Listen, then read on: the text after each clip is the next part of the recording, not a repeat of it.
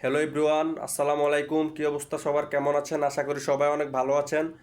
ব্যক্তিগতভাবে আমরা ভালো নাই, কারণ সেটা হচ্ছে যে গতকালকে কুমিল্লা মুরাদনগরে আমাদের এক হিন্দু ধর্মের বোনকে তার বাসায় গিয়ে বিবস্ত্র অবস্থায় ভিডিও ধারণ এবং তাকে গণধর্ষণ করা হয়েছে।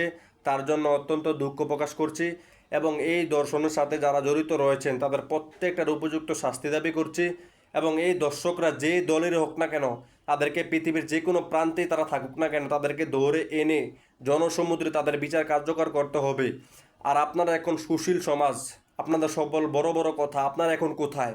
যত সমস্যা ছিল আমলিক ক্ষমতা থাকা অবস্থায় আপনাদের সব সমস্যা ছিল, এখন কার জন্য সমস্যা হচ্ছে? এগুলোকে আপনারা চোখে দেখেন না? মুখে কি মেরাফিটা দিয়ে রেখেছেন? কথা বলতে পারেন না?